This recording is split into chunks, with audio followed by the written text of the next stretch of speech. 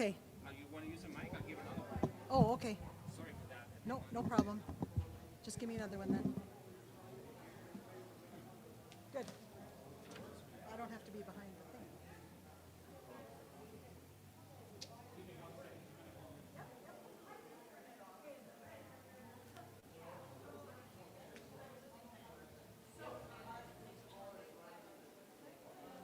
Good evening. I know there's not a lot of people here, but we're going to start. Apparently those darn bandits had a parade because they won something. And then there's 4-H. So I am going to ask, if you feel comfortable, just even slide up a table, because it'll look better. If you don't want to, I don't care. I'm not going to be bossy, but it's really hard to speak to nothing. Not that you're not nothing. I'm sorry. Okay, I'm being bossy. My brother's here. He knows that's my normal. So I'm going to thank you all for coming. If you're hungry, please have some pizza. The exits are there. There's 4 of them. So please note those. The bathrooms are to the back. I haven't emceed for a while, so I'm a little out of practice. I couldn't do it for a little while, because I got the very first meeting we ever had, before we even had petition sheets, before we even had badges, Elections Alberta, apparently I'm under investigation for them. So then I couldn't do any emceeing anymore. Am I in the wrong place, Max? Okay. So thank you for coming. This is a Let's Talk Alberta event. I am going to say that the event is, all the events are sponsored with donations. So there are donation pails there, and they will probably go around. But if you like what we're doing, there are ways to donate online as well. We're going to open in prayer. If I can have Brad.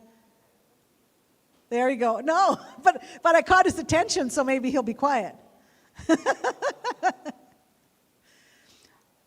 Lord, we ask that you enter this building tonight. And we ask that you enter with our speech and our thoughts. We thank you for this great country, for the flatlands, for the mountains, for the rivers. We ask that you be with all those who are still putting seed in the ground. They are literally our bread and butter. And we thank you, Lord, for being with us tonight, and we ask that you just be with the speakers and guide them and have their message be clear. In Jesus' name, amen. So our first speaker tonight is Shane Meikle, and he's going to kind of maybe give you some insights that you had never heard of about Alberta history.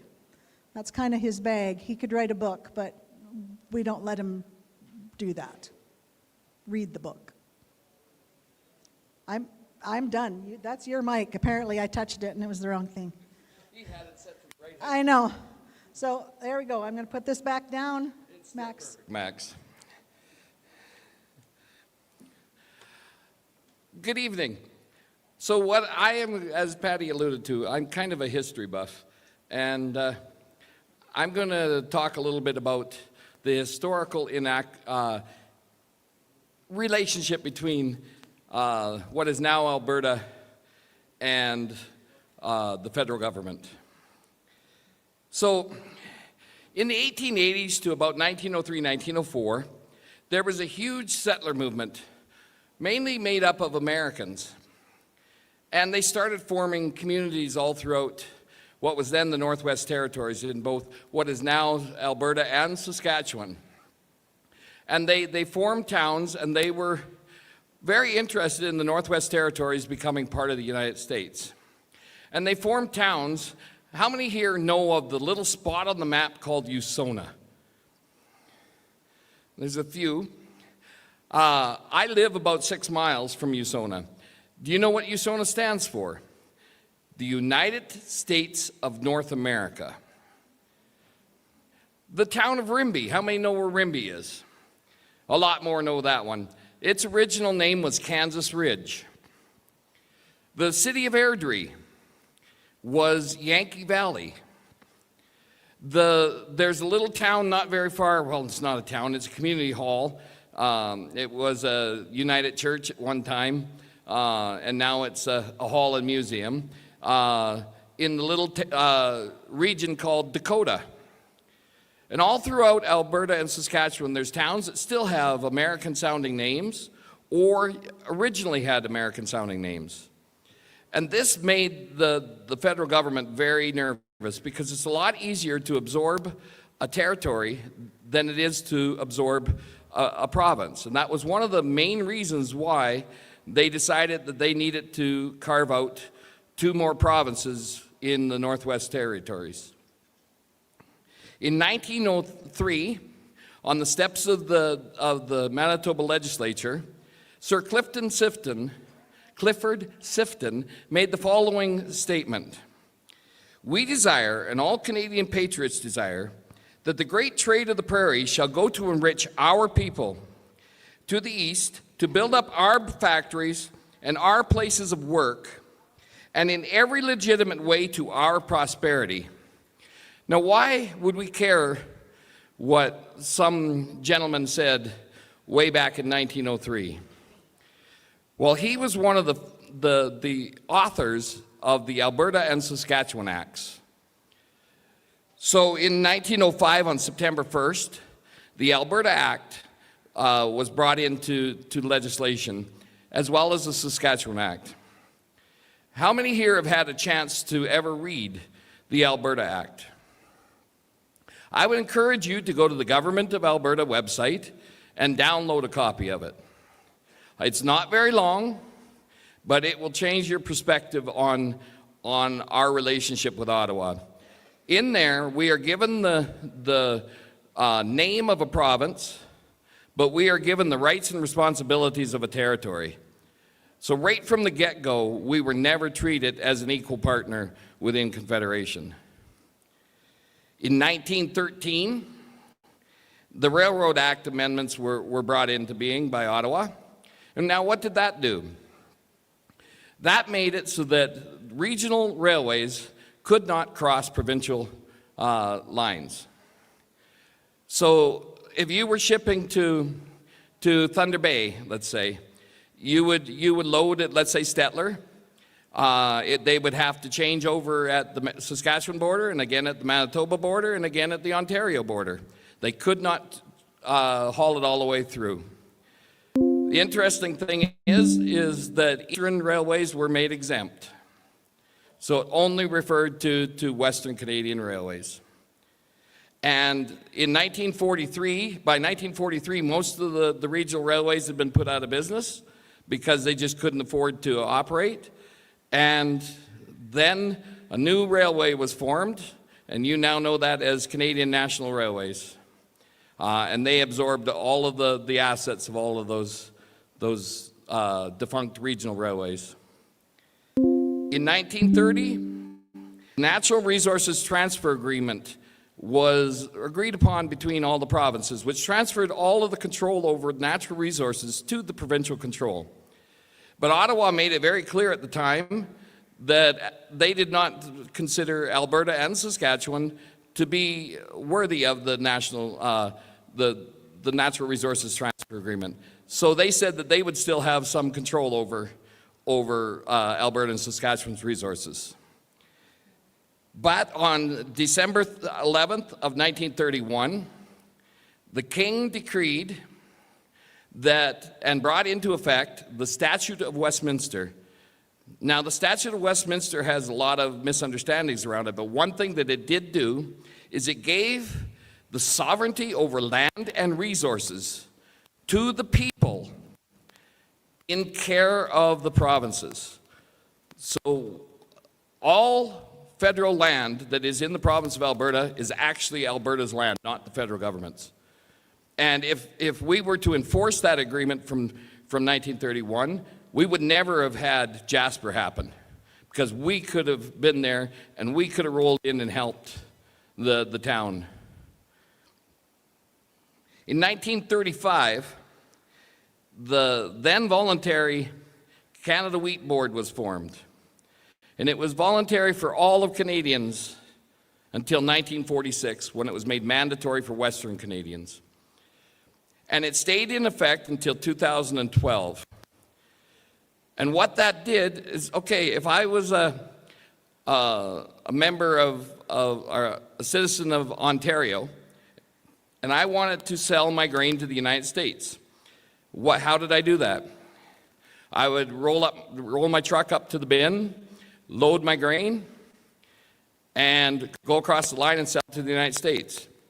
If I was west of the Manitoba border, if I wanted to sell to the United States, I would have to roll up to my bin, load my truck, take it to the local elevator, offload it, go around to the far side of the elevator, load back up, paying a fee to the wheat board, and then I could sell it to the United States. Now, the reason that this was gotten rid of is because Western Canadian farmers had had enough of it. And we had 13 farmers in Alberta and Saskatchewan that finally decided that it was worth going to jail for, and they ran the border. And they spent between 6 months and a year in jail because of it. And finally, the wheat board was dissolved in 2012. From 1947 to 1950, we had just discovered vast reserves of oil. And in 1947, the federal government decided to control our oil pricing and all pipelines. So we could not set our own prices here. Max, can you turn this mic down just a smidge? What that meant is they set every price that we set, and they set it so that we could not sell very well, and we couldn't put pipelines in without their permission. And that lasted until 1950, and at that time then we got back control of our oil pricing and pipelines. And then in 1965, how many here are old enough? We got a fairly young crowd tonight. How many here, though, are old enough to remember the great flag debate of 1965? There's a couple. So what happened? So our then Prime Minister, Lester B. Pearson, decided that we needed to have a flag that we could call our own. And he said that he wanted a flag that was representative of Canada. And so the design of the flag, the two bars on the side are supposed to represent the two oceans, and the symbol in the middle is supposed to be the people. Well, he chose the sugar maple, which is only found east of the Manitoba border. It's not found in Western Canada. And Diefenbaker got up and in the House of Commons and argued that it should be the Manitoba maple, which is found from coast to coast. Pearson did not like this, so he did closure on the bill and forced it to vote, and not a single Western Canadian MP voted for the maple leaf. Instead, they figured that we should stay with the red ensign, which is still one of our official flags. We actually have two official flags. But the controversy was so great that in 1967, 2 years later, during Canada the Centennial, many cities and towns in Western Canada would not fly the maple leaf. They would only fly the red ensign. But by the time I started school in the very early 1970s, it had already been memory hold. Never heard anything about it until I was doing research years later. 1973 to 1974, we have the oil export taxation policies, and Alberta's oil profits were capped. Now, how many of you heard that in the 70s we had oil shortages? Yes.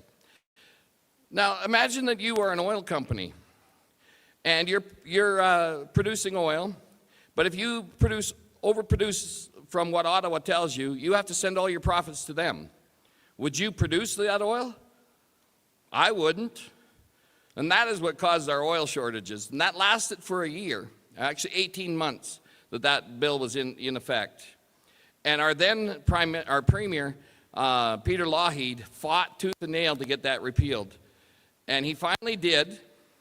But 6 years later, Pierre Elliott Trudeau brought another one on us, and that was the National Energy Program. So in 1980, they brought that in. Now, that was everything that they had in the 73 to 74, but they added one thing to it, and that was that we also had to make selling to the East a priority at their set price, not ours. And that stayed in effect until 1988. And then Prime Minister Brian Mulroney repealed it. But he didn't do it because he loved the Western Canada. He did it specifically because oil prices dipped so low that it cost more to enforce the National Energy Program than they were getting out of it. So it just wasn't economically feasible for them to continue with it. But at the time that he brought it in, several ministers within Trudeau's government at the time made statements such as, we must bring this in order that Alberta does not become the economic engine of Canada. And they specifically said that was the reason they were bringing in the National Energy Program, was to make sure that we did not become the economic engine. Well, we have become the economic engine, despite all of everything that they've done. During the 1980s and 1990s, we had several things that happened. And we had the Constitution we brought home in 82.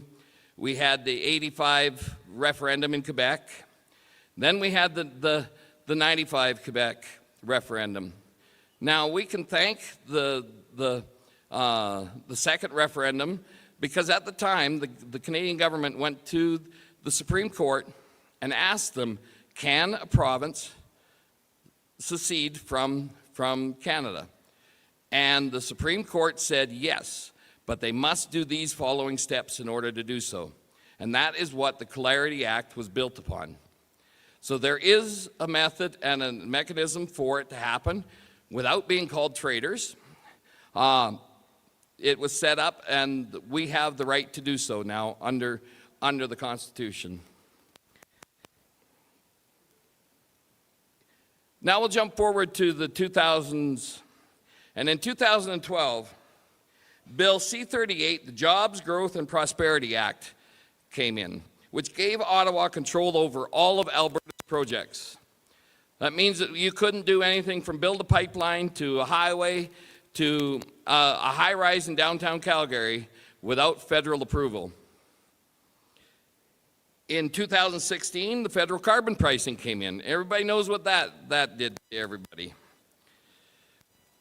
In 2019, Bill C-69, the No More Pipelines Act, and Bill C-48, the tanker ban off the West Coast, were brought into effect. Now, these four bills were supposed to be repealed under the MOU signed by between Mark Carney and Danielle Smith last fall. But within 7 days of them signing the MOU, Parliament voted down that MOU, so that these are still all four in effect to this day.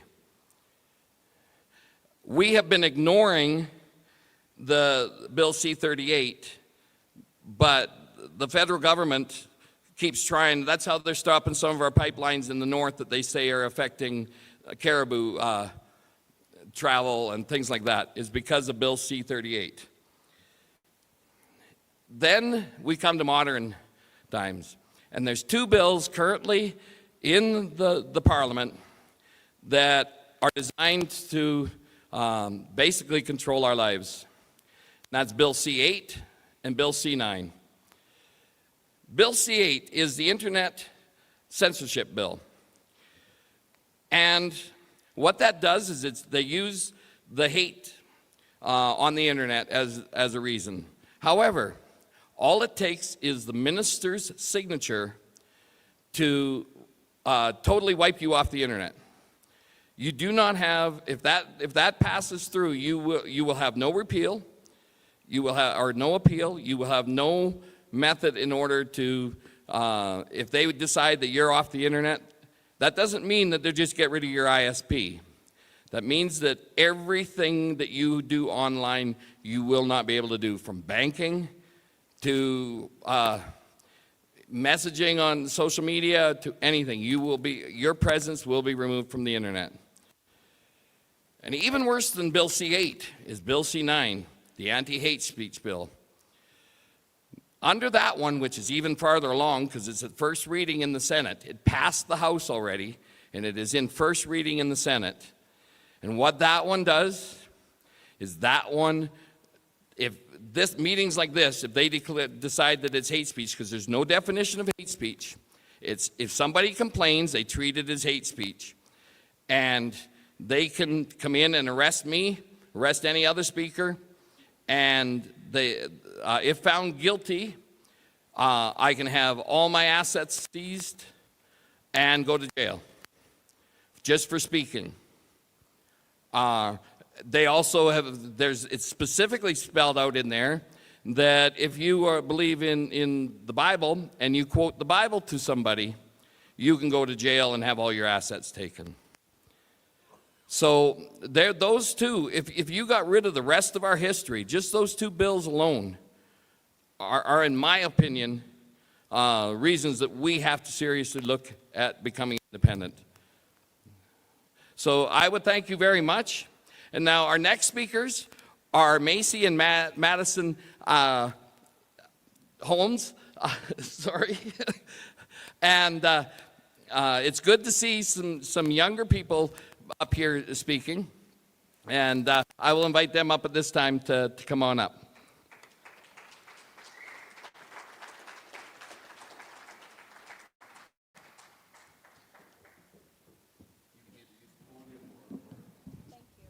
Max told me to use the green mic. Okay, hi. I'm Macy Holmes and Madison, and we're sisters. And thank you for inviting us to speak, and thank you all for coming here. I guess I'll do a little introduction since I'm assuming most of you might not know who we are. So nothing special, just an average family of 7, and we got into basically learning how the government is trying to kill us during COVID, and that was, I guess, our wake-up story along with a lot of other people. And then that inspired us to kind of invest into our family because our dad's really smart and he kept on reading books and listening to podcasts, and we thought that was very inspirational because he wanted to update real time because we were like the average pleb where we didn't just watch our hockey games, didn't pay attention to the world, didn't pay attention to movements like this. And so then we started our podcast at Home with Holmes because we wanted to talk about what it is that we were learning as we scrub toilets for a living. Literally, we're house cleaners. So we talk about basically everything that we value, from geopolitics to culture to movements like this. And we're trying to take what we can macro that we're learning and bring it here on the micro for us to practically understand what it is that we can do. So. Yeah, I appreciate, Shane, what you were talking about, because with the podcast and being young, we don't have a lot of experience, and we're not lost on that subject. We meet a lot of young people, and they think, oh, because we've listened to some podcasts, we've read some books, we know things. And they tell us not to trust people of the older generation, but being in a family of 7, all we know is how to talk to people. It doesn't matter the age. And our dad always gave us the respect that even though we're young and we're inexperienced, he said, I'm going to treat you as if I want to be treated. I'm going to listen to your argument, but beware, I have the right to defend mine own. And so when we were invited here to speak, I was thinking, maybe we could talk about what Shane did, some history that we've learned, some real world things, what it looks like with the bills that are coming down the line, not being able to afford a home as a young person. But then I asked Chris, and I thought, you're inviting me and Macy here to speak, nobodies, we're young, but there's lots of young people. Why do you want us to speak? And he said, well, I want you to talk about the importance of talking to one another. And I didn't know what to do with that initially, but it makes perfect sense because we grew up in a family of 7. We recently participated in the AGM for the UCP, though we're not party line toters, but we like being involved. And the thing that we learned about doing the debate is that it's nothing new for us. Being in a family of 7, you could assume we're an echo chamber, but it is a wrestle match on a regular basis. We are fighting all the time on different negotiations, different ideas. And that's the one thing that I think me and Macy want to emphasize today, is that being involved in the independence movement, especially recently, there's a lot of infighting that's going on. Who's going to be the leader? Should we kick out Danielle? Should we not kick out Danielle? Everybody has different ideas about what they want Alberta to look like. And the thing that we can't get lost on, being in a family of 7, just because somebody doesn't agree with how you should go about something, that doesn't mean you're not on the same page. And so with this whole movement, I don't care how many groups pop up. I prefer not one leader, because then they can take that one out and then we get all divided. But when you have a family of 7 or a family of 30 different Alberta groups, the thing is we all bring something different and everybody's pulling on the rope in their own way. And because you have that diversity, you also have a wider net. So now you can include people that maybe don't resonate with a Jeff Rath, but they resonate with Alberta Proud. Maybe they don't resonate with Macy and Madison Holmes, but maybe they really resonate with Shane because he's got the history knowledge. And so when it comes to talking to one another, I really understand that, and being in a family of 7 that's still together throughout COVID, throughout the trucker convoy, throughout all of those things, it's because we talk to one another, even on the worst days. And some of those conversations, yes, they are arguing matches. Sometimes people storm out of the room, but then they come back when they're ready. And then we still have the conversation. So that's one of my biggest takeaways, just looking at the Alberta movement. Being in a family that can stick together, I think the Alberta movement, regardless of the leader, how many groups, we got to stick together, because the people, this is what the movement is. It's the grassroots. I was going to say I agree with that, and we need to talk to each other, because when we were having a lovely conversation with Vicky and Al in the car, because they were gracious enough to drive us, so thank you. And that's like the hidden power behind the whole movement right there, is when people step up like that, and we really appreciate that. And we were having a lovely conversation. I can't not talk about the context of what we were talking about in the car on our way up here. So we were just chit-chatting about the idea of one singular leader, whether or not we have that. And I remember when the first controversies were coming up about the different faces, whether they are the Jeff Raths or not, I was like, the whole point is we are the movement, and the people need to take the responsibility in their own hands regardless. So it's people like Chris that decide to put on a town hall just for the sake of it. He's not doing it because Keith Wilson told him to. He's not doing it because Corey told him to, or Jeff. He's doing it because his own conviction told him to. So when you decide to do stuff like that, that's how you build the movement, and any one of you can put on a town hall. It's funny, we were actually, me and Maddie are part of our CA board for the UCP Fish Creek, and again, not because we wanted to toe the party line, but it was because we saw what Lougheed was doing, Calgary Lougheed, when they did the Injection of Truth event to talk about the vaccines, and we were like, I, in my wildest dreams, would have never thought that that topic could have been talked about under a UCP banner. I was like, what? So I thought that's so cool, and the fact that they put that in their own hands to do that, and you don't even need to be a part of a CA to find people to put together a town hall, clearly, to talk about subjects that you feel are important to you. And when it comes to something as well that we were just chit-chatting about on our way up here, it was the idea of play out your worst case scenario, because I think that that's something that doesn't get talked about enough, is that when I'm enmeshed in the UCP politics, what I hear a lot is people saying that we cannot let the NDP in and we cannot let them win. And my brain just kind of goes like, okay, but play out the worst case scenario. Okay, they get in, then what? To me, I'm like, this networking that we're doing, the friends that we're making, have your guns loaded and know where it is that you stand with your people, because when stuff does go down, you do have to prepare for the worst, right? And of course, we're going to try and like trudge our way along so that way it doesn't happen, but letting your fears control you to the point where you feel like you'll have nothing to do if it happens, that's not a good sign. That's not preparing for something that's going to that might come, right? So you have to prepare for that, get your friends. That's the whole point of why we've been networking, and Chris has been doing a fantastic job doing these town halls to keep furthering building the movement, because as he said, we're trying to build a culture, right? And so that's purely and fully our responsibility in our community and our network. And so it's good to have your guns ready and your friends close by. And then the other thing I was going to say, last little, I guess, adage, and I'll get back to you, was that even for the ideas of like the independence movement, okay, so some people are cashing all their chips onto this, and I understand that's why we're here, and we appreciate it, and we want to do it, and we're going to keep working towards it. But even some of the historical knowledge that was shared previously to us is that the Privy Council and Governor Generals and Lieutenant Governor Generals, and if you guys haven't heard of someone's work that we very much admire, is an individual named Matthew Arrett from Canadian Patriot Press. He didn't tell me to plug him. This is my own conviction as a young person listening and trying to get my head around the situation that we're in.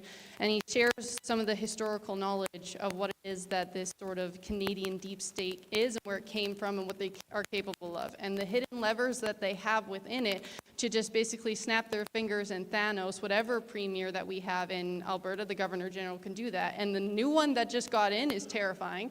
And we need to be wary of stuff like that as well, because the Privy Council already made an announcement that this Alberta thing, they're like, it's not happening. Like, no matter, you put in your vote, that's nice and all, or it's never going to happen, right? But that's one of those things where even during the speech of Patrick Henry in, what year was it? 1776, sorry.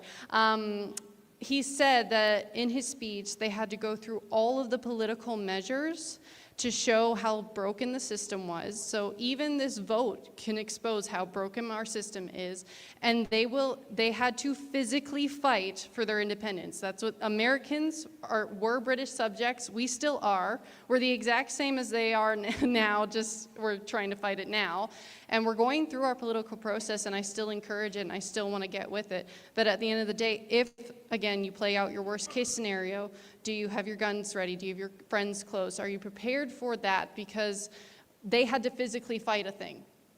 Okay, Canadians, that's not really in our history that too much. So that's something that just wrap your head around. I planted an idea. There you go.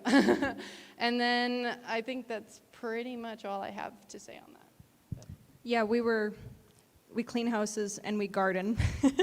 And while we do this, we listen to podcasts.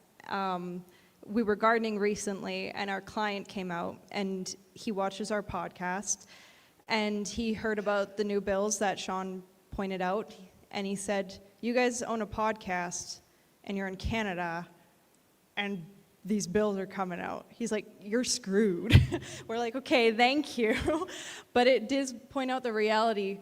He's paying attention, he's watching us, and he's got our back. So even with this whole thing, there is nothing that's futile about it. And our podcast, half of the reason we do it is just so we can get regular plebs on that we know are listening and paying attention, but they're not getting their voice in. And even the youth, me and Macy have had one hell of a time trying to get youth that even agree with all of this, they don't want to come out and say it. That's a very difficult thing. And even people that were like, hey, if you don't, so points when people start to really get hurt, because conversations is how we connect with one another in today's modern day world anyway. So keep talking. We appreciate the invitation and hearing out two random chicks you've never met before. And thank you for coming out, because you guys are the reason that this whole thing is up and moving. So thank you very much. And then Chris, get your beautiful butt up here. Just your butt. Yeah, not the rest of you. Just your butt, yeah. And come close us off.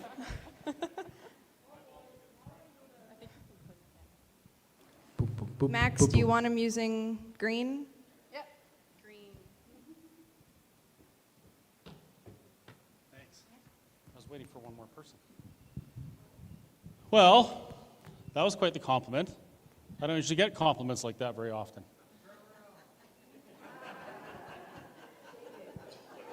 I gotta go. Okay, well, thank you all very much for coming out. I didn't realize that there was a sporting event and there was a 4-H meeting tonight. Otherwise, maybe we would have rescheduled, but it turns out that we have a good crowd here anyway. But I do want to point something out. These meetings are not necessarily about getting 1,000 people in a room. The reason why we're doing this is because we want to get to every corner of Alberta. We want to share our opinions regarding Alberta sovereignty with as many people as we can, and then we want to talk to you folks and hear what you have to say about it. We want to hear your concerns. We want to hear your objections. We want to hear, you know, if you disagree with us on something. This is really important to have these conversations. And of course, we always we live stream these as well. So there's people that are watching at home, and we're going to take questions from them as well. So this whole concept about talking to each other, the farther we get on this journey we're on, and it is a journey, the farther we get, the more apparent it becomes that we really have to start talking about things. In my day-to-day conversations, the people that are on the fence about Alberta sovereignty, they generally have the same concerns. It's concerns about specific policies that that result in, something like a pension or our currency or something now, and how that's going to look later. And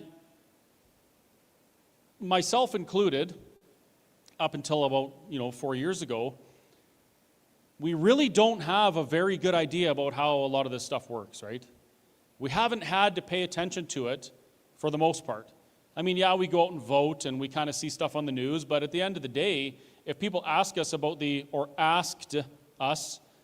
intricacies of Confederation, Alberta's relationship to Canada, how our trade works, how our laws work, how the justice system works, how civics works, we're kind of lost. We didn't really understand. We didn't really have the answers.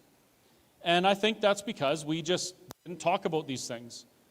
For most of my lifetime, it's been considered improper or impolite to talk about religion and politics. I've said this before, I'll say it again. Politics affects every part of your life from before you're born until after you die. That's a fact. And religion affects the entire rest of your eternity. And we somehow got this idea that it's impolite or improper to talk about these things. So we stopped talking about politics around the dinner table or with our friends when we're out for dinner. And we end up in a situation where, we're facing a very important choice in October, albeit it's not quite as critical as it was before, but it is still critical.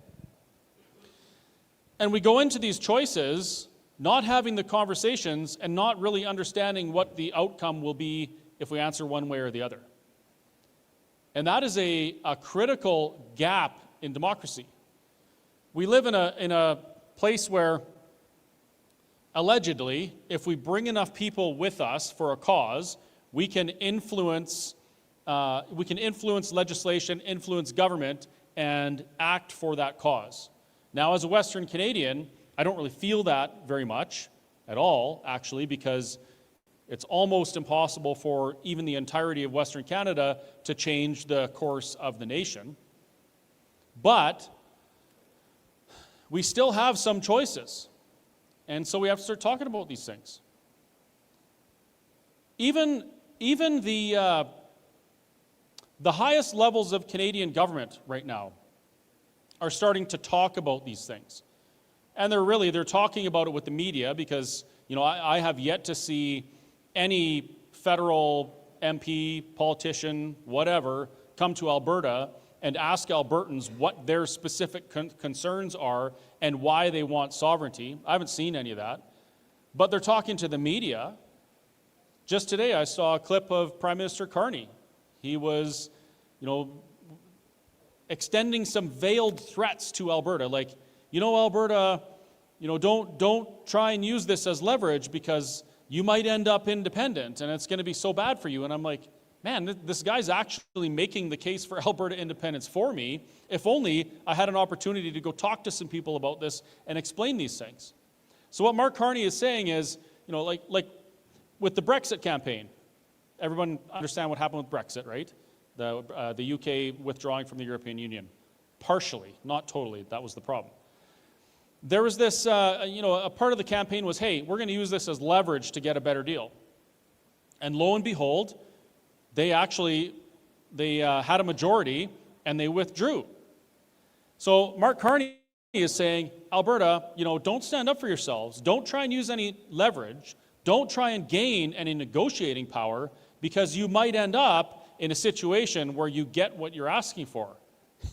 And someone like me, of course, I'm thinking, okay, well, that's absolutely freaking wonderful.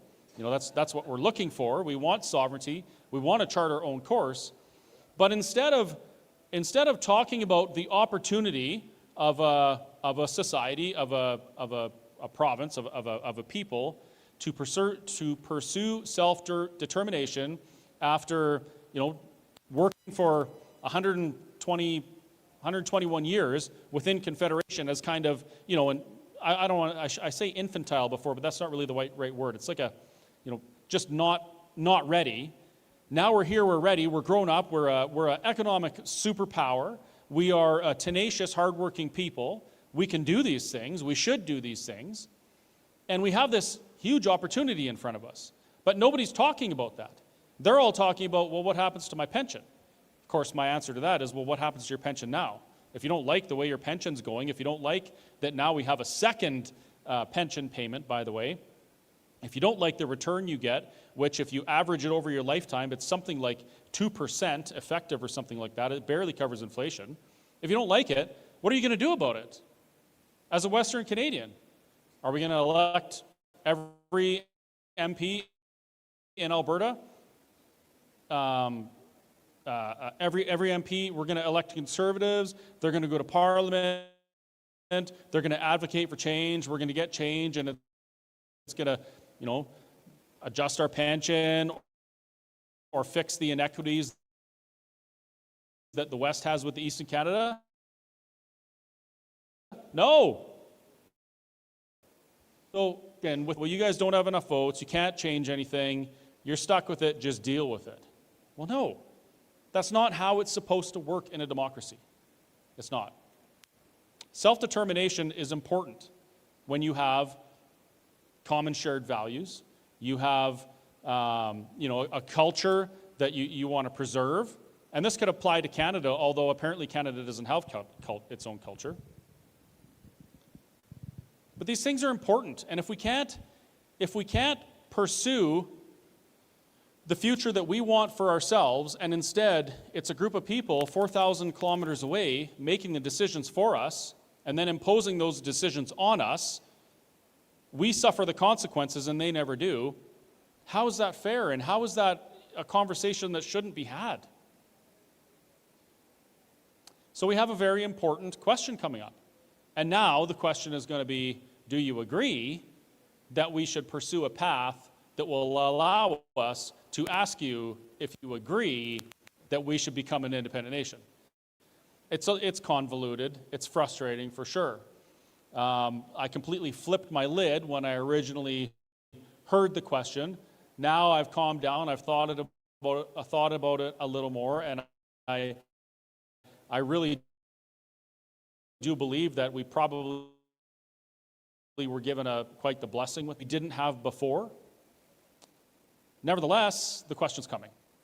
And in October, every one of us, because it's going to be the highest voter turnout in Alberta's history, right? Correct? Yes, something that's important, absolutely.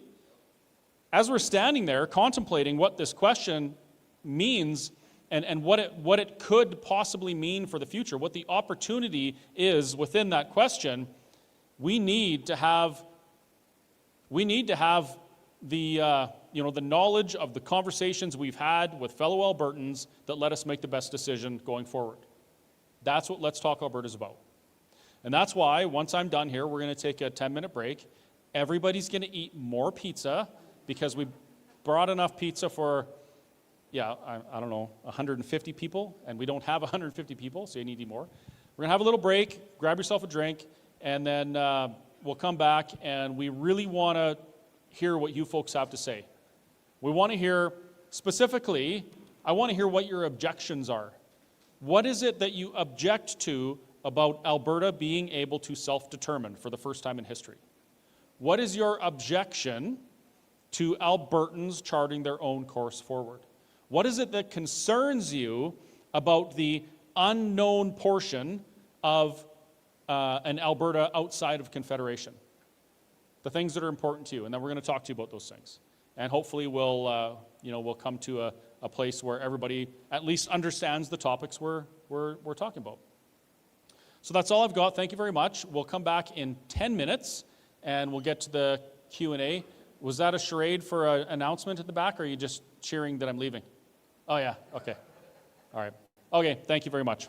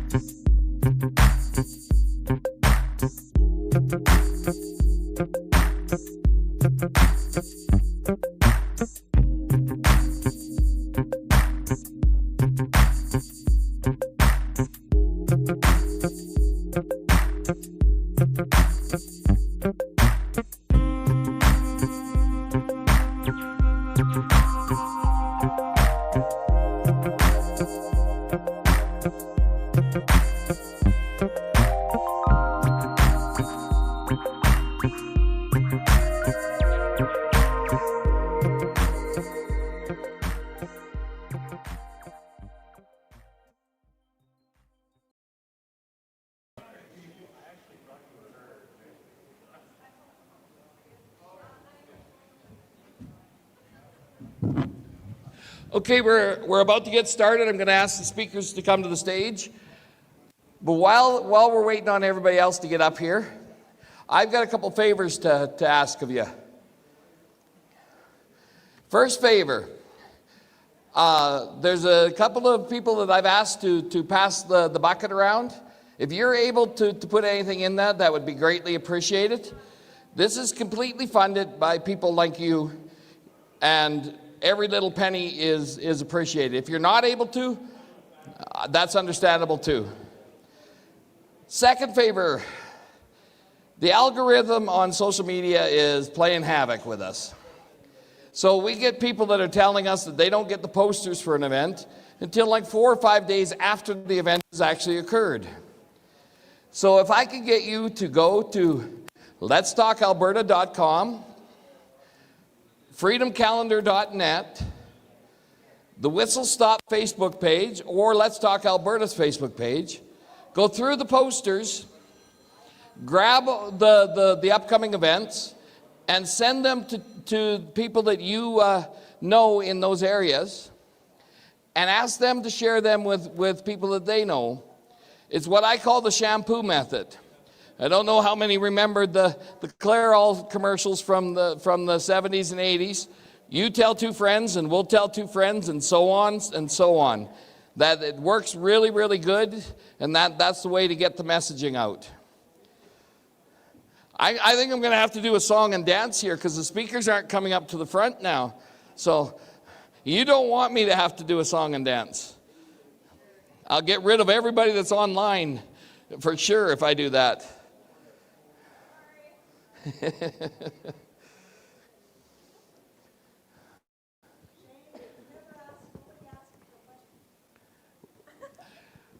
How many people here is the first time for them to an independence type event? About a third. That's pretty good. Thank you very much for coming.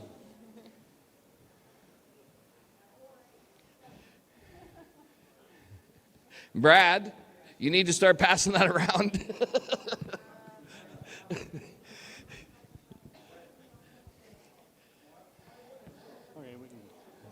Yeah. But I have a question that I can answer right away. Oh, Chris has got a question that he's going to answer right away. So on the live stream, somebody asked a question similar to, with this independence movement, who is going to be the leader? Who's going to resolve disputes? Who's going to make rules and policies and that type of thing? When we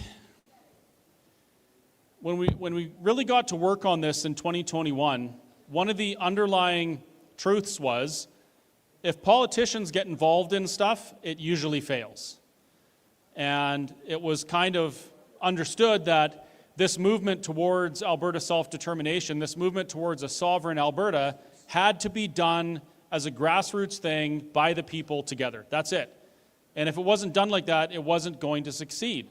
Because politicians, they do politician things, and they take paths and whatever to get what they want. But what we're looking for here, what we're working towards, it's not what we each individually want. I believe it's more like what we know that we need, right? We need to have a voice. We need to be able to influence the laws that govern us and that type of thing. So and I think we spend way too much time worrying about who is going to be the leader. Why does there have to be a leader for this? Why can't, if you're asking the question, who's going to be the leader, Why would you ask that instead of stepping up and being a leader in some capacity wherever you're at? That's how we win this, right? Each person that believes in this needs to become leaders on their own and gather more people with them and just create this movement, create the parade.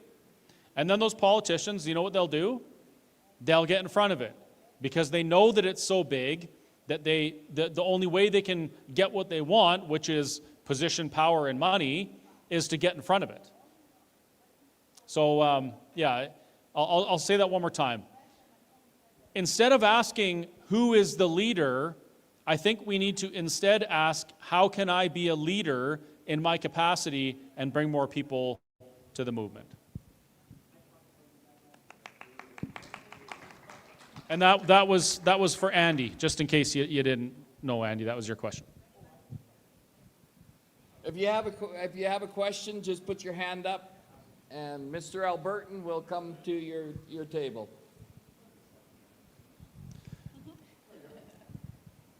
I'll hold the mic because he gets a little sketchy if I drop it.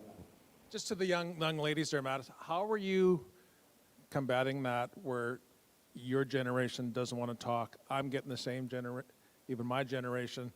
They're Federalists. They've loved Canada way back when. They're sitting on that fence. Like, how do you guys had success? How do you do in this to get them to talk or even acknowledge that something better could happen? Do you want to go for it? You can start. You talk about the car. Okay, so I was in the car when we were on our way here. We were talking about communication and something that I think really resonated in what we've been finding even when you're having any difficult conversations is that, and this is just from constant negotiation from even people in your own household that have different perspectives than you, is that me and Maddie very much are long-term is the game, the best play, so build rapport, because sometimes the best thing that you can do is just treat them like a human being. So if they feel like they can have a whole hour or 2-hour conversation where you just say nothing and are listening to them and affording them the courtesy of feeling like they are listened to, then that's something that, yeah, they might be saying things that you don't agree with, but at the same time, they're trusting you. They're like, oh my gosh, this is someone that actually treats me like a person, right? And then maybe later down the line, best case scenario, they might be like, what do you have to say about that, right? And then you're like, well, since you opened the door, I can walk in now, and this is what I have to say about it. But I think another thing is when we're in conversations, what I found is you don't necessarily have to go in going like, I need to talk to you about this. Like, I need to have this conversation with you, because I think when you stand where you want to stand as in, here's how you can better understand me, and that does not necessarily mean I need you to understand me right now. As in, we might have 10 more conversations down the line. Oh, you didn't like the way I phrased that? How can I do it better? What analogy do you think would work best for you? Oh, okay, maybe they have a particular job, and you keep their context in your mind. You're like, oh, so maybe they work as a hairdresser, for example, and then you're starting to talk about the workforce, and you're starting to talk about dynamics of people, and like envisioning what their interactions of life is like to better understand how to get through to them, and then you give your own experience. Now, on the specific topic of like Federalists and like they're in favor, and how do you get through on like the more specifics, again, the process of how I just kind of laid out, of just let time play out, treat them like a person, and then at the same time speak from where it is that you can honestly, authentically just speak from your honest, authentic self about how you feel about it. And then again, marrying whether or not they understand right there and then that's not going to do you any favors. You just have to come across it from a perspective of how you genuinely feel about it and how you want to get across. But you can add your 2 bits. Yeah, my 2 cents. We've had a couple on, and they're young, and it was funny because she actually went to the same school Macy and I did. From grade 7 to 9, we went to the Calgary Girls Charter School, all girls, and it was very, very liberal. I remember taking tests on how many planets have you killed based off of your daily habits. Literally, so because of my bus ride to school every day, I killed 3 planets, everybody. That's some of the stuff that the school taught. So when we came across this couple and this, she was very, very liberal in her thinking, but she got with a very conservative guy that listened to podcasts, just asked a couple questions, and because of the mutual respect, she started coming around later. And we know countless examples that are like that. The reality is, we are meeting people, and maybe they agree, maybe they don't. It is always the in-person interaction. All the people that come on our podcast, they're outspoken, they're flamboyant, they're loud. Their ideology is their identity. And I think that's the biggest thing that learning this, like, yes, we're wearing these jerseys, but Alberta, we want to infiltrate hockey games. But the reality is, Alberta independence is not our identity. I'm Madison Holmes before I'm a separatist, a sovereigntist, whatever you want to label me as, a UCP rising star. These are all labels that get put upon me by other people, but I won't do it myself. So even the youth or the other person, I don't approach them as if they're an NDP person. We have people, friends that identify as communist. They're for Alberta independence. Labels don't work because people will put whatever label upon themselves thinking that it's their identity, but identity is something that gets negotiated through your whole life. When you're 18, that's one identity. You become a parent, that's another identity. Your kids leave the home, that's another identity. I've had to watch my parents reinvent themselves like 4 times each. So that's the one thing. We don't treat people as if they're walking ideologies. They're people who happen to have ideologies. That needs to come first. That way you can always treat them as a person. And then you deal with ideology later. Maybe they get angry and they cast it upon you. But if you're patient and they see you're treating them like a normal person, it comes around for me and Macy every time thus far. So that's my 2, not 10 cents. Is that, did I answer your question? Okay. Yeah.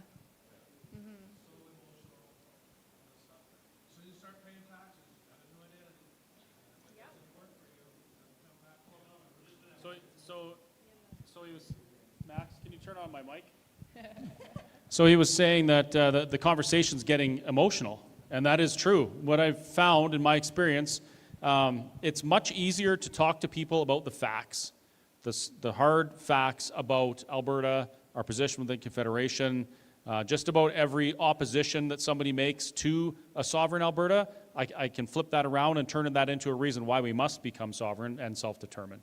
But the emotional ones, that's trickier because it's not based on an objective fact that you can deal with on its face. It's based on potentially some sort of wall or bias that people have already put up in their mind to prevent them from even hearing what you're telling them, right? So that's a totally different thing, and it's not something I'm very good at. But I do know that it's important to maintain the relationship you have with people, and if the conversation's becoming really emotional and you know that you're not going to make you can't reach them with logic, it's probably a good idea just to leave it alone. Plant the seeds and let the greatest salesperson for Alberta independence that Alberta has ever seen, his name is Mark Carney, let Mark do the work for us. Because as we go further and further in this and more things come out of the Liberal government that are completely misaligned with what Alberta values are, those people that you've had that conversation with, you planted some seeds, you've maintained the friendship because you back off when the emotional things start, well, they're thinking about those things. And they'll put 2 and 2 together on their own. But at the end of the day, if you lose the relationship, you have no more opportunity to be there when they have questions about these things, and you become an opponent. And the people that disagree with us are not opponents. The NDP are not our opponents. They're not our enemies. These are people who are our allies. We just haven't done the work to bring them to our side yet. So we got to remember that. I have a little quibble with that. Yeah, a quibble. Ready? Right? You're going to set off my neuroticism, Chris. How many people here have, like, something goes on in their lives? It has literally nothing to do with the independence thing, but it comes out in something not related to the thing that made you emotional. So it's like, okay, me and my sister had an argument, and now suddenly I'm typing a bit more aggressively online. A youth comes at me or an adult, and I'm a little bit less receptive. It has nothing to do with them. It has to do with her. Well, could do with me, and I'm blaming her. But the thing with people being emotional, sometimes, a lot of the time, because we're human beings, sometimes it's not always to do with the independence thing. Sometimes it's something else. And that's come out, and I've had people where they got angry, they got emotional, they got passionate. I waited. I literally just waited. They had their whole rant, and then they apologized. And they went, sorry, I wasn't in a good headspace, or so-and-so back home is doing this thing. Think of all the young people that can't afford a home right now. That's really stressful. They can't have families, but they value families. I can't even imagine what it's like for young men. I can't. Because the desire to have a family, they don't feel like they can get a woman with a solid brain because what society is doing to women, it's really tough right now. But that doesn't mean they're recognizing problems and they don't always know what the solution is. But there's so many problems. So even though I get it's heated, I mean, we're all very capable of taking somebody's heat. I mean, if you're married, if you have a sibling, you talk to people, you can take it. I mean, I know I can. I'm in a family of 7. I take it all the time. Just sometimes you got to allow people to have their tantrum moment, and you might find something come out on the other side. I have something only because I was the recipient of the one getting really angry, and she stayed calm, and I was like, oh shit, I feel like a shitty person, because she was so calm and I was so angry, and I was coming at her, and she just stood her ground, and she was like, and then she wasn't being like satirical though, as in like, oh yeah, like keep bringing it at me, like I'll take it. No, it was more like I'm here with you. If this is how you want to act, okay, but I'm going to stay where I want to be, because sometimes it's like bring them down to your energy. You don't have to go to theirs. So you just chill. You stay in your own energy. You take it. And because at the end of the day, you're doing the conversation out of love, because you genuinely care about this person. You genuinely care about what it is that both of you can come together to figure out. So you just stay, and then honestly, hindsight might be 20/20 for them later, and they might just go like, man, like my dad, my mom, my grandma, my friend, they just stayed so calm, and I was just so angry, and that makes me feel so bad because it made me feel bad. But yeah, that's also just my little 2 cents on that one. Sorry. Max has turned on.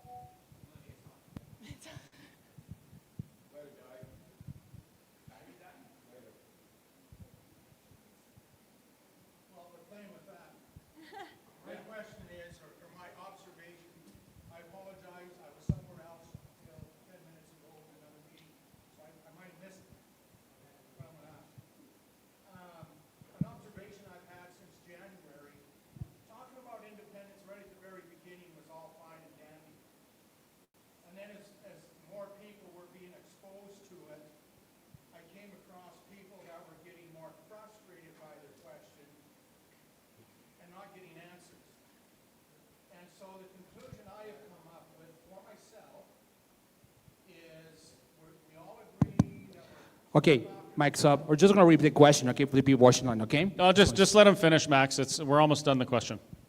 So with the 1/3, when you use that term, the people that we're really trying to target,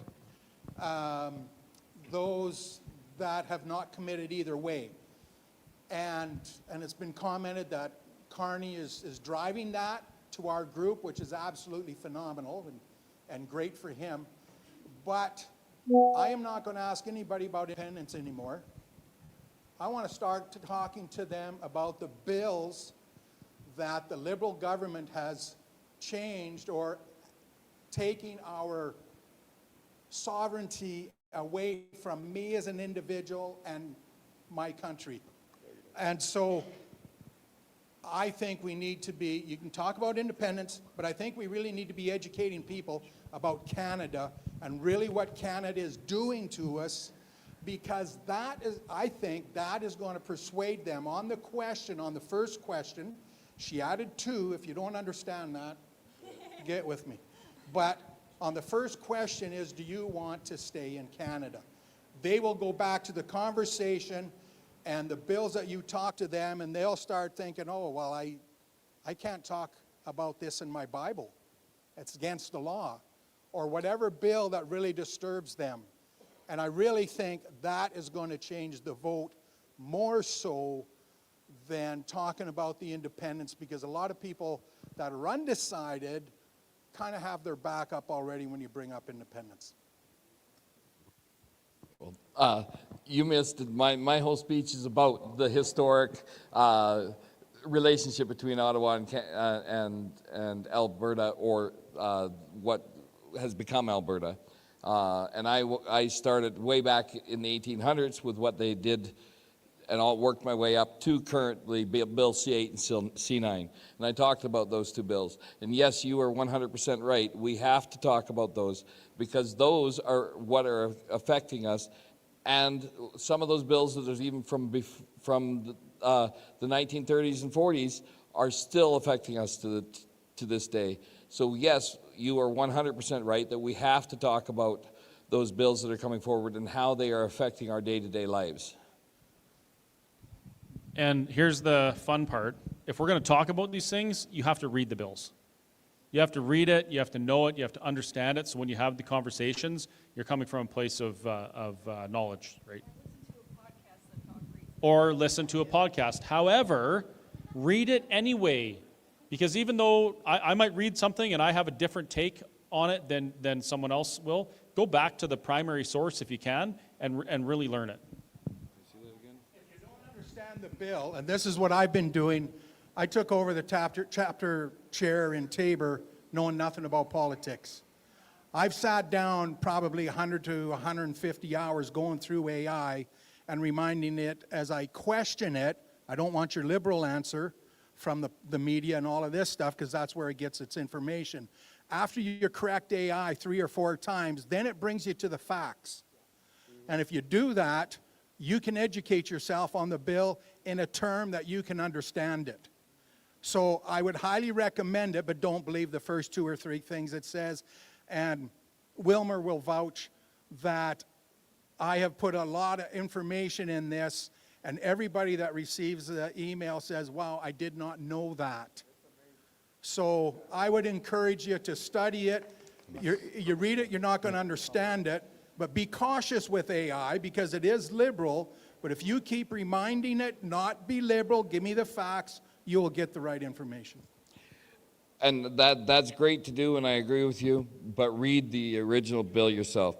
And I would encourage everyone in here, as I said even when I was speaking, go download a copy of the Alberta Act from the Government of Alberta's website and read it, because it will amaze you on all the stuff that we were handicapped from the beginning.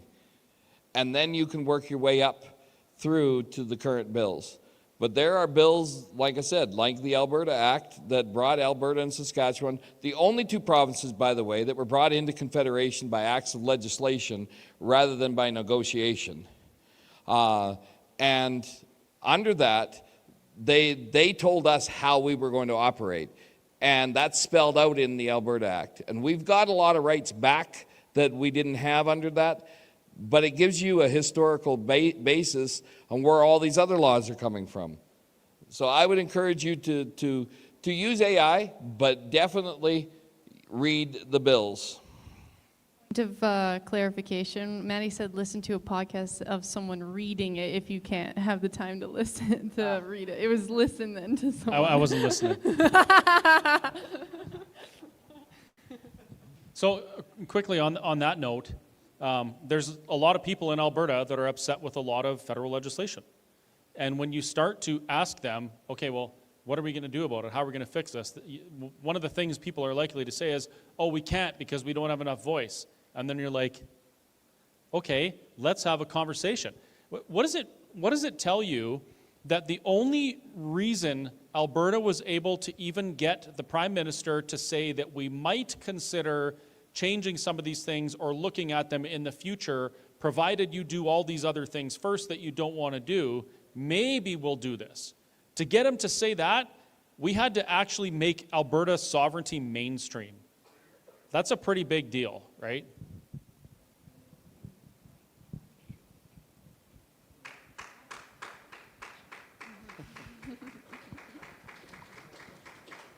Am I allowed to say something?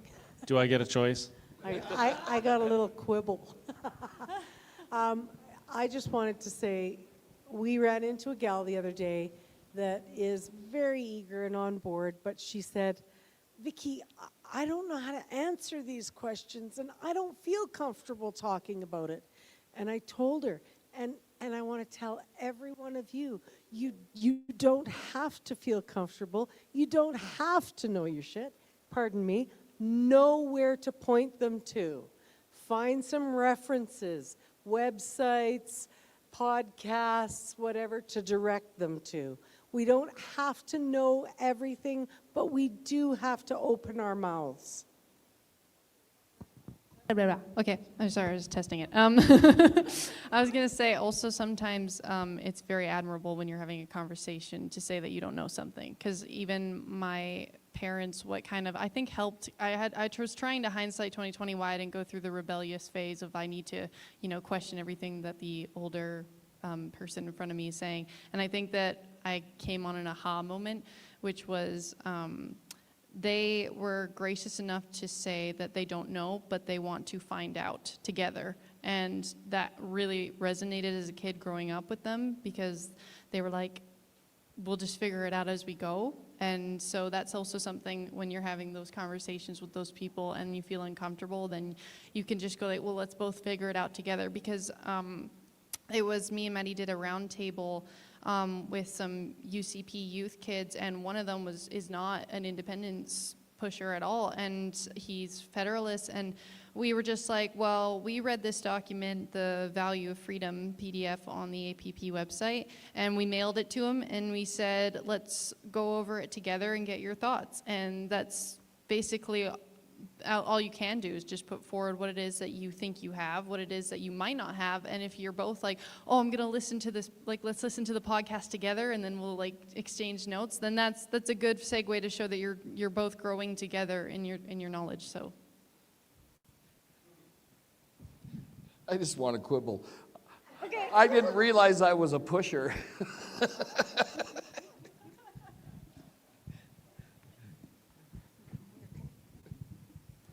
I think I got a question that everyone is asking right now online and maybe even in the room. What is that on Chris's shirt?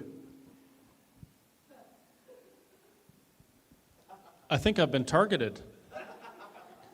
Oh, so this is it's a CBS or CBC button, pardon me. Yes. Why am I wearing a CBC button? Is it because I'm a Fed? Is it because I'm controlled opposition? Yes. No, it's because there's a couple of ladies from the CBC here right now asking questions. And, they've got a board at the back, and the question is, what is it about Alberta independence, or what is it about separatism that other Albertans are getting wrong, right? And what is the biggest thing the rest of Alberta gets wrong about separatism? There it is, thanks. So my first comment was, well, the wording of that. We're not separatists. We're not trying to remove ourselves, like separate from something. We're trying to self-determine, right? We're not going anywhere. We're literally connected by dirt all the way around Alberta.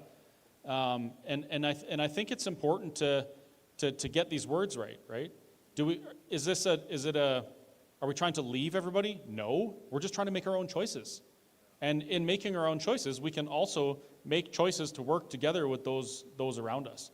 So that's why I'm wearing this today, just because I want people to know that, as much issue as many people take with the legacy state-funded media, there are some people who actually want to ask questions and hear from Albertans as to why we're pursuing this path.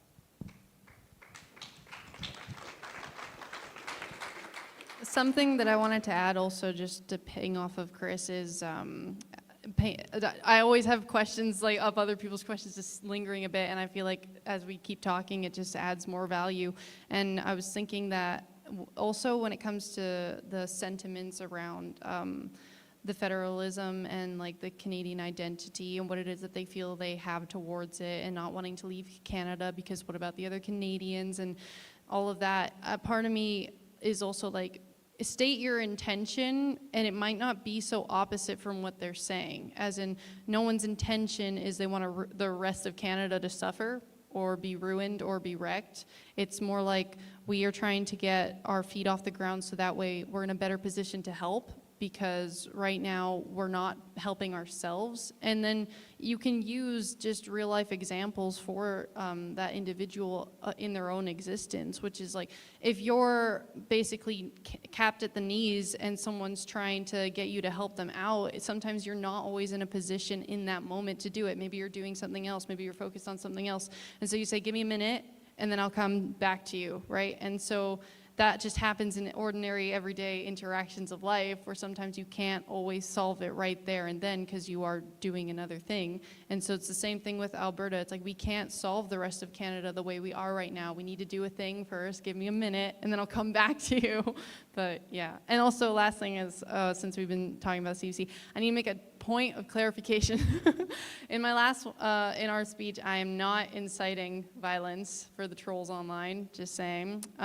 It's more so just the idea of have it on your brain as a point of preparedness, obviously. But if you check out me and Maddie's channel, you'll see that we've had like Operation Gladio experts on to talk about some of like the more military aspects of what it is that oligarchs and secret intelligence agencies do.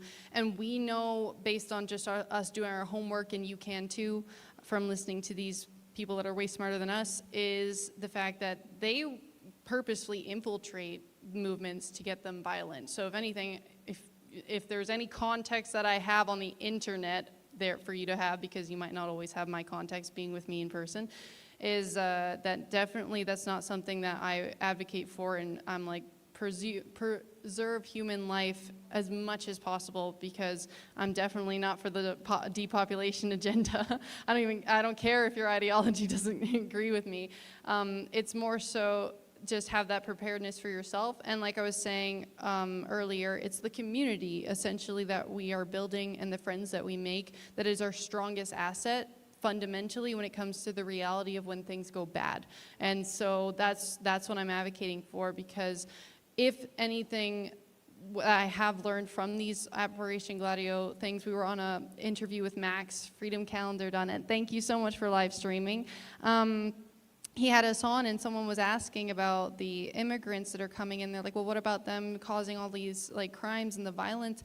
And I'm like, understand that it might not be this sort of is Islam that's the problem because of their religious beliefs and they don't value, and therefore they're causing crime. I'm like, if we look at historical context and knowledge, again, people that are smarter on me who have talked about this, I referenced Matthew Aird earlier, they could either be paid actors, that people that come in, because during even the time of the Crusades, we call them skin suits, where it's like people that pretend to be something that's virtuous, pretend to be this thing that you agree with, and they're not that. And then they're a paid actor meant to stir the shit, because civil wars are not necessarily just something that I guess it's not at all meant for the people. People get killed in those. It's meant for someone far beyond that orchestrated that. And so even in Alberta, we'll have to be very cautious of that as well. It's who wants and benefits from me believing that it is this certain group. So, yeah.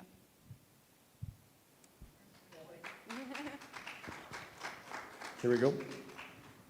So I'm Wilmer here. I absolutely appreciate that you guys are up there talking about this stuff, and I appreciate younger girls up there talking to the younger people. I think that's so important moving forward for what we're doing here. I think that's a huge compliment to be given to you guys.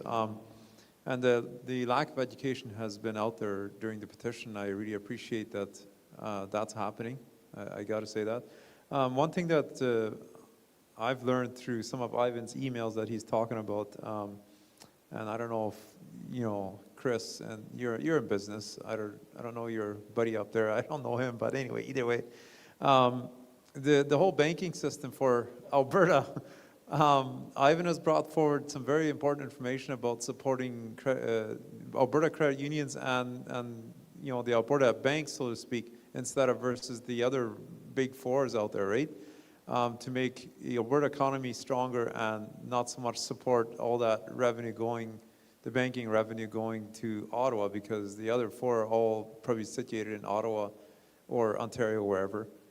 Just curious on if you've thought about that, Chris, on that whole banking side of things. That's coincidental that you bring that up, because I've actually been talking about that a little bit, mostly because of what I've learned from my friend Ben Trudeau.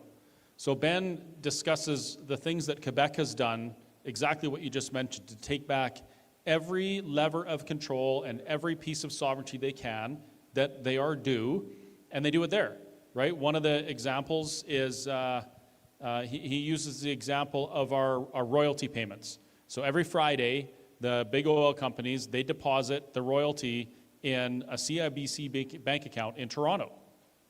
And it's like, it's in the billions, I think. It's a huge number, what they deposit.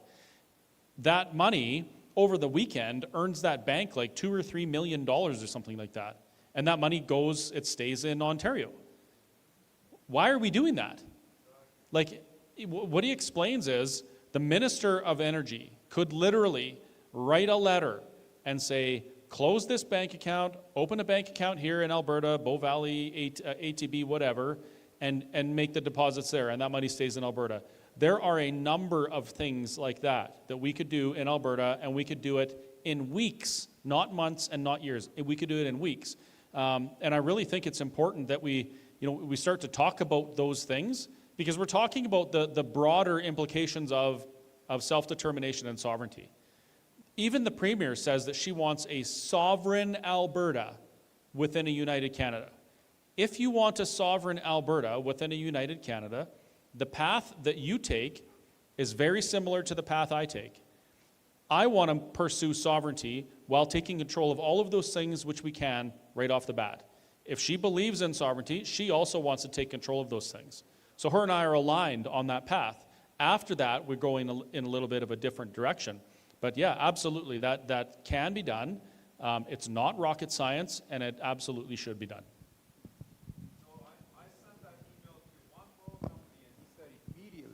I sent that email to one oil company guy in Tabor, and he said immediately, his reply was, I'm changing over today.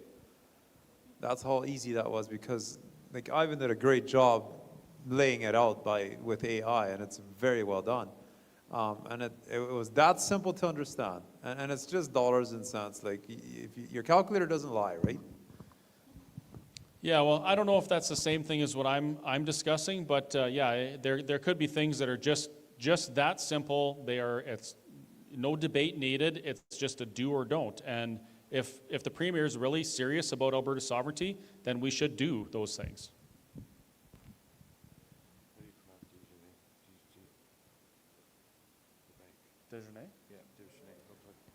Can I take some online questions? One more thing, still speaking on the banking. One thing that Quebec has done is they've set up a credit union, Desjardins Credit Desjardins. Union. Say it again, pronounce it. Desjardins. Yes. And 95% of Quebecers bank there? Something like that. Yeah, 90 to 95% of all Quebecers bank with them. That money stays in Quebec. If something happens with the Canadian dollar and the bottom falls out of it, they have the assets in their bank that they don't care. We should be doing the same thing here. We should 100% be doing the same thing here. Whether you're for independence or not for independence, that's something that we should be doing to protect the province, is we should have our assets in our province. Blah, blah, blah, blah, blah. So Macy and I were asked very, humbly by the Alberta Women's Independence Network, that's Kathy Flett and Angela Tebeck. They asked us to host an economics panel. And so we had on Fergus Hodgson, and Brett Oland, who owns the Bow Valley Credit Union. Me and Macy and our family, we do banks with the Bow Valley Credit Union. And what you just brought up, Sean, is a very big idea that I don't hear a lot of people talking about, because that to me sounds like a national bank. Provincial at this moment, but it would be a national bank for Alberta. And it's a very good question to be thinking about, because some people, they look at Canada and think, oh, we're communist, and therefore we have to go every step of the way against communism, which means capitalism, free market. And a national bank isn't technically, because a national bank has been run by both fascists in the past and communists. That's why banking, it's a tool, and it depends on the mind that's using it. But a national bank is a fantastic idea in order to put Alberta's money in Alberta.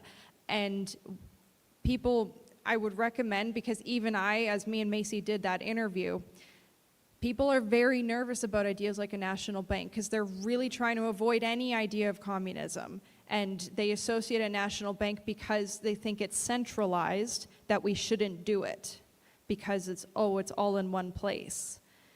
Meanwhile, so this is the question that I think me and Macy were trying to get Brett and Fergus to think about, but they wanted to avoid any centralization. But avoiding all centralization financially gives you perestroika in Chile and Gorbachev, what happened there.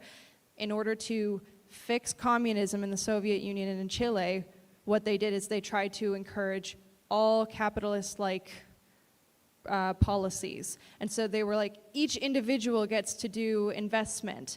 But that radically decimated the economy immediately. But it happened to benefit some of the upper people at the top who had all of the banks, because that's when you also get corporations that can take over. Then you get the private-public partnerships. So either way, when you look at banking and economics, neither work. You got to find somewhere in the middle, and that makes people very uncomfortable when they're trying to avoid like a communist Canada, because a national bank sounds centralized to them. But I would recommend looking into Hamiltonian economics. That's who did it, and that's the American economy, American system of political economy that was coined by Henry C. Carey. But when you look at the way those implemented, that got them out of poverty in times of war as well. And even though we're not in a physical war, there is economic warfare that's going on in Alberta. You can even look at some of the policies and the money laundering that the government of Alberta does. You know, they'll say it's for this policy, but then you dig into it and it's actually not going to where they say it was. And that happens all the time. So good question. And even me and Macy, everybody should look into that, because money is something that we operate with on a daily basis. And it's very important that we negotiate the nuance and not repeat things that have already been done in order to avoid a greater evil. My last two bits on that would be when I was reading an article that Matthew did, and again, he's just a proponent that we love to follow because he puts his hat in literally everything, but it was one on the idea of Keynesian economics versus von Hayek. And as I was reading it, it's pretty easy to kind of go like how Keynesian economics is not necessarily the best way to go. Most people would describe it as more of a liberal type of economic system anyway. So some people are in this particular movement, it would take no problem for them to probably go like, Keynes is stupid and here's why. But it was Hayek that actually is I guess, more designated as the proponent of right-leaning policies on economic scales. And I was reading the article, and the thing with just pure free market forces is that it kind of takes away from the idea of protective tariffs, for example, because if you have free market, then you have free trade, and what that looks like is the cheap labor that we have coming in here today, and people profit off of no longer having to rely on your domestic infrastructure and manufacturing, but now they just have basically the cheap labor that comes in here, and without protective measures, which again would require some form of governmental structure. So it's one of those things where we have to ask ourselves the question, under what mode of attention is this can we make this a little bit better? Because there is such a thing as revenue tariffs, and those are not a good thing. And then there's protective tariffs, which can be a good thing. And that's what the American system did during their time of trying to, because during the time of the War on Independence, like America was pretty much broke and they were not doing so hot, but in a very short amount of time they were able to raise themselves up quite exponentially. And so if you check out Matthew Errett's work, we did our podcast, or I guess live stream, with those economics panels. That's where we started to research some of the system of American political economy, and we started to go, well, why can't we do this? So yeah. We have a commenter online wondering how come the CWB was bought up by National Bank. Anybody want to comment on that? The National Bank. I used to have my student loan with them. The think that's National what they were Bank, looking for. which is based in Quebec. And the National Bank, by the way, was founded and they grew up. This is the largest federal chartered bank in Quebec. Is Desjardins' biggest competitor, aside from Bank of Montreal, which is not in Montreal, but it's in Toronto. And they purchased the Canadian Western Bank for peanuts, basically. Just a thought. Go ahead. During your speech, the Holmes girls talked about not being worried about different factions within our organization, right? That worries me because they're not going to come at us with multiple factions. Those guys have got an organization and they're ready to go. I don't think we're ready to go. That's my personal take. So the question would be, are we ready to go? What I'm getting at is when you're fractured, and we are fractured, you think we're pulling together, and we are all going to try individually to pull together, but I still think you need an umbrella. See, I 100% disagree with you. Actually, I probably 1,000% disagree with you. That's a lot. Yeah, exactly. That's how much I disagree. The reason that I disagree with you, I am. I'm not upset about it. The reason that I disagree with you is that because of the way they're coming at us, if you centralize under one umbrella and they take down that centralized umbrella, the whole thing collapses. Whereas the way we are going at it now, we're not working against each other. We're all working towards the same goal, and we're actually, several of us are involved in several of the groups. But with them not being all under one umbrella, they can't get rid of us. And we can't be taken down. They can take down one branch of it. We're acting like a hydra.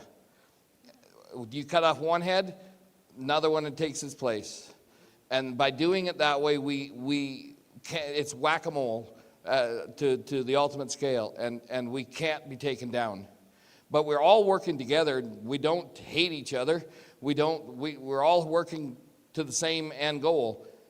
But I actually think we need twice or three times what we've already got to make sure that we get to that goal in the end.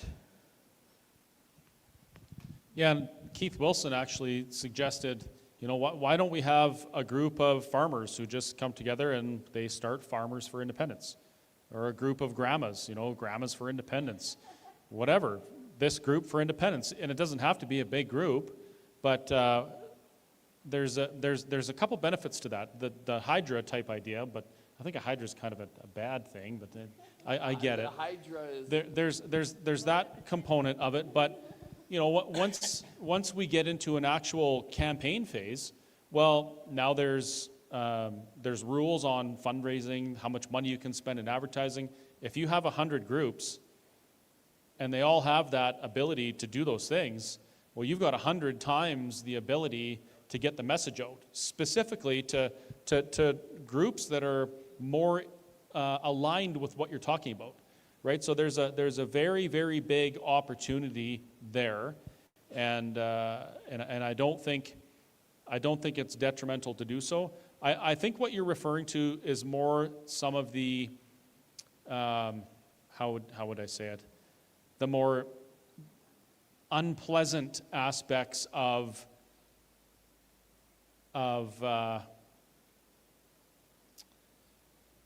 personalities, right?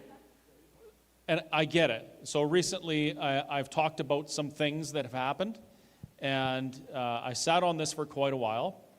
And while I don't want people to be not motivated or pursue this amazing opportunity we have, at the same time, if I see something that I believe is wrong and going to derail or take us off track, I have to speak up.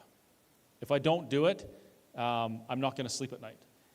And I do believe there's a way to overcome certain issues without being too disruptive, but sometimes there's a little bit of disruption needed, and you got to get it over with. Like Jordan Peterson says, telling the truth isn't always comfortable, but it's necessary. And once you do, and you get it out in the open, you can deal with it and move on, instead of having this nagging, festering thing going on, slowing everything down. You just get it over with, move on, and that's all we can do. You know, he brought up Farmers for Independence. That actually would be an awesome group to start, because there are things going on from Ottawa, as you were saying, bills and the like coming down. Bill C-22 that just came through is under the guise of animal protection, but it gives even more ungodly rights to the SPCA.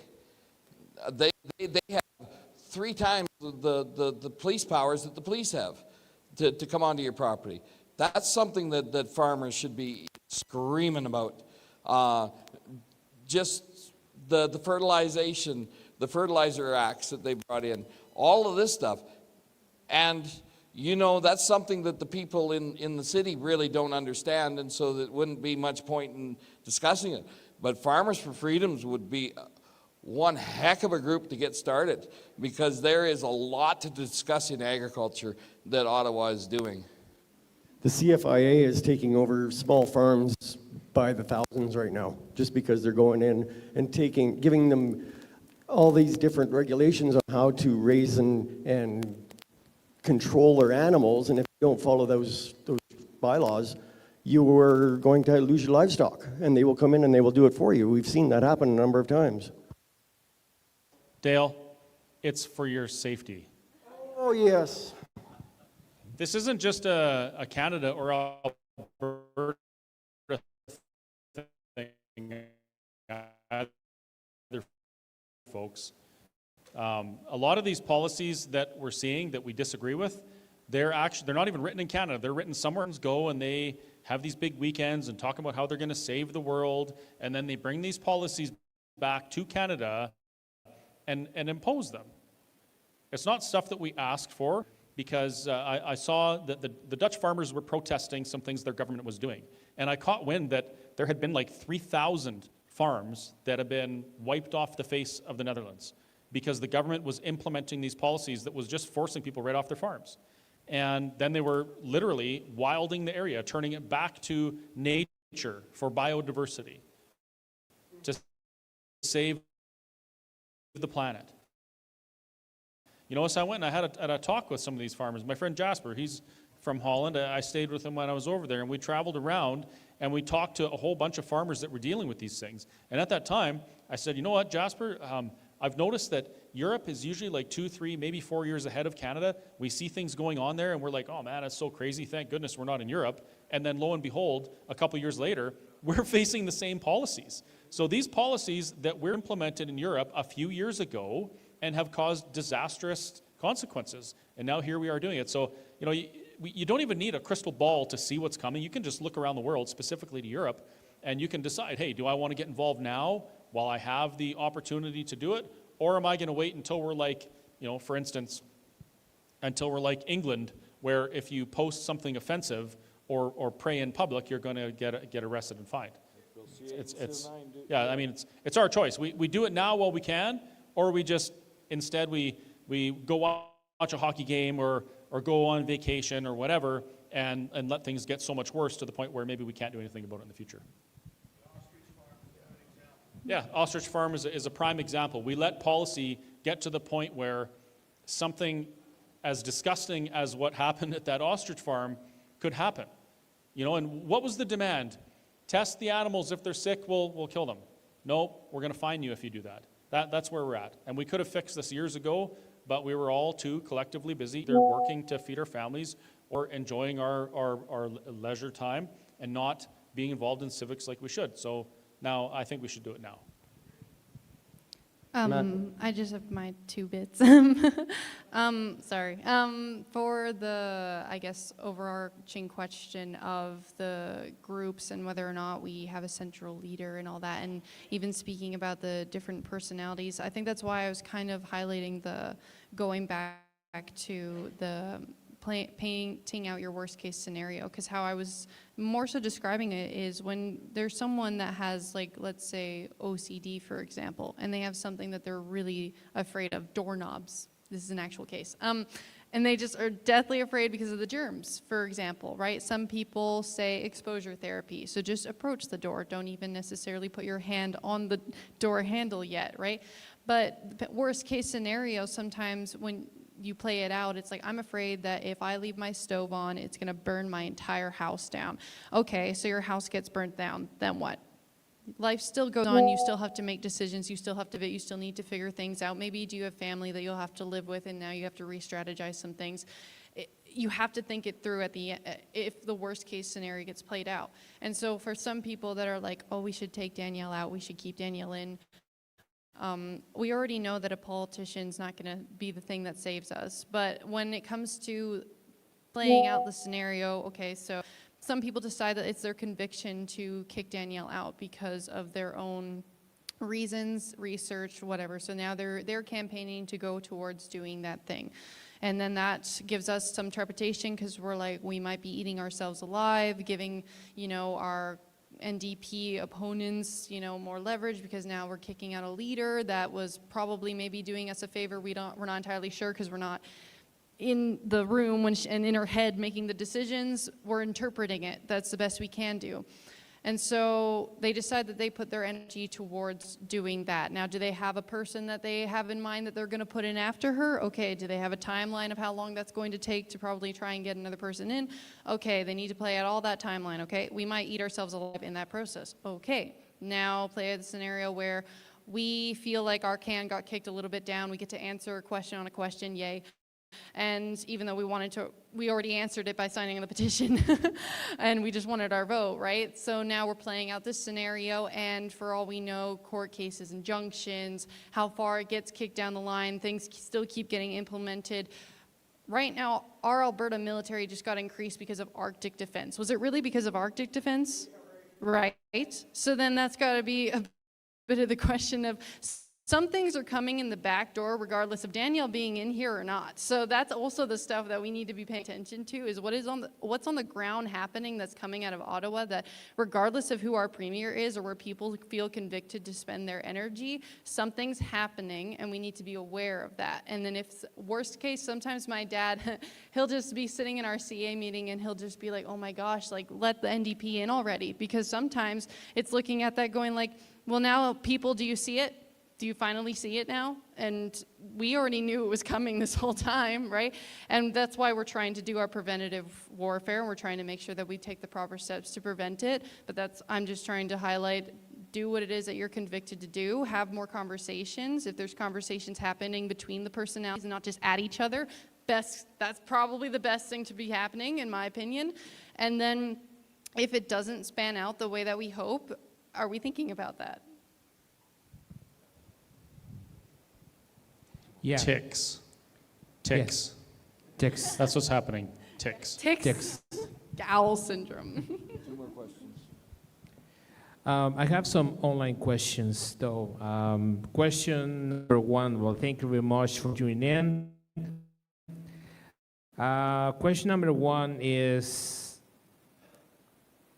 what's your strategy to get into the cities, specifically because the information warfare is pretty much complete, or a lot of people in the rural areas are mostly in favor for independence. but it seems that the cities is another next target, so we need to get in. What is your strategy or thoughts or strategies that you can, on top of your head, to get them? We are going into the cities, but we're not treating them as a city. We are treating them as the individual communities that they are. So we have meetings coming up in Calgary and Edmonton, but we're doing it in Rundle Park. We're doing it in Forest Lawn. We're doing it in the communities within them, and we're working on building up volunteers in each one of those communities so that we can go in there. And we may not necessarily have a town hall per se in those communities. We may have a wiener roast in the park and have a chat. I mean, one of the best meetings that we had was a wiener roast in Rundle Park in Edmonton. We didn't have everybody speaking at the front, and we all just sat around and we answered the questions from the people there. And that worked very well. And that is what we are planning on doing. And the advertising we're doing, targeting the city with advertising as well. The cities are our main focus for us. And in fact, starting September 1st, we're not doing any more small town ones. We're concentrating strictly on the city. Two reasons. One, we need to make sure that the cities are hit, but also, face it, it's harvest season. What's the point in going out into the countryside during harvest season?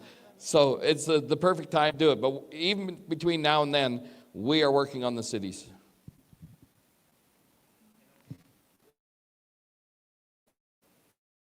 And also another question as well. What is going to be the next time you're going to Calgary? Next week, isn't it? Yeah, next week week after. Drumheller next week. It's the week after that we're in Calgary the week after next. Okay. Does Calgary really need you? We're working on it. Betty, get off the cord. Calgary really needs you, Vicky. Calgary for the win, guys. Okay, a super chat from Rage Against Machine. Man, I love that. Rage Against the Machine. Hello. Yep. So he says, freedom has never been preserved by comfort nor secured by silence. It has been won in struggle, sacrifice, and defended by men who understood that the price of surrender is often paid by their children. That's some wise words, yeah. There's, I've heard often that, people fought in world wars, and they fought and they died for your freedoms so that you didn't have to fight. And I heard that for years, and now I'm like, wait a minute, that's not why they did that. They fought for freedom so that we would have the opportunity to keep it. Right? So what Rage Against the Machine said is that's very accurate. June 16th. Oh, June 16th, we're in Calgary.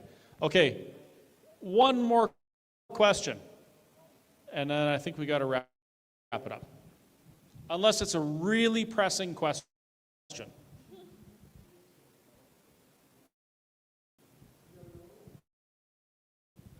I'm good here.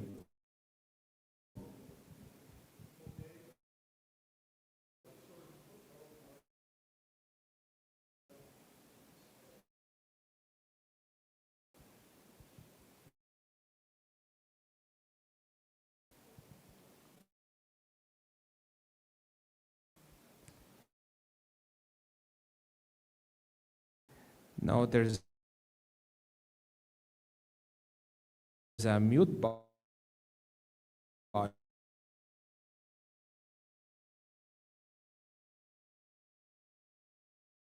guys.